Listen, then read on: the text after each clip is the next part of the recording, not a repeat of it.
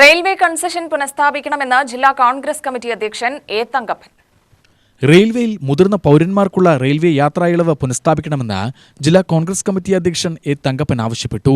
കാരുണ്യ senior citizen association ജില്ലാ രൂപീകരണ യോഗവും ഉദ്ഘാടനം ചെയ്തുകൊണ്ട് സംസാരിക്കുകയായിരുന്നു അദ്ദേഹം.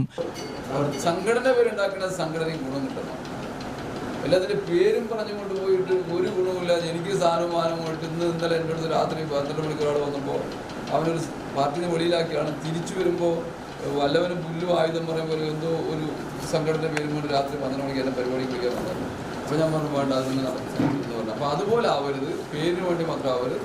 നല്ല രീതിയിൽ നിങ്ങൾ DC പ്രസിഡന്റ് വന്നു, ഉദ്ഘാടനം കഴിഞ്ഞു, മറ്റവരാരെയും പറഞ്ഞ് എനിക്കറിയില്ല. പക്ഷെ എന്തായാലും വിരോധമില്ല. ആ നിങ്ങളുടെ എല്ലാ പ്രവൃത്തിയും പാർട്ടിക്ക് കൂടെ കൊടുക്കാനാവത്തക്ക വിധത്തിലാണ് പോകേണ്ടത്. പാർട്ടിയുടെ പേര് പറയുകയാണെങ്കിൽ അല്ലെങ്കിൽ നിങ്ങൾ നിഷ്പക്ഷമായിട്ട് ഇൻഡിപെൻഡൻ്റ് ഇഷ്ടമായി പോകാം, അതുകൊണ്ട്. പക്ഷെ നിങ്ങളത് സംഘടിപ്പിക്കുന്നതും നോക്കുന്നതും നല്ല കാര്യം തന്നെയാണ്.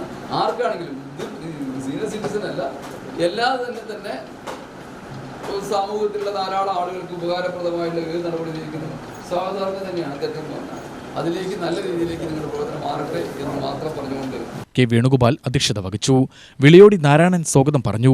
നാഷണൽ ഹ്യൂമൻ റൈറ്റ്സ് ഫോറം ജില്ലാ പ്രസിഡന്റ് AK സുൽത്താൻ മുഖ്യപ്രഭാഷണം നടത്തി. Municipal chairperson Abdul Quddus, H Muhammad Mubarak, NK Jayaraj, D George Mohandas തുടങ്ങിയവർ പ്രസംഗിച്ചു.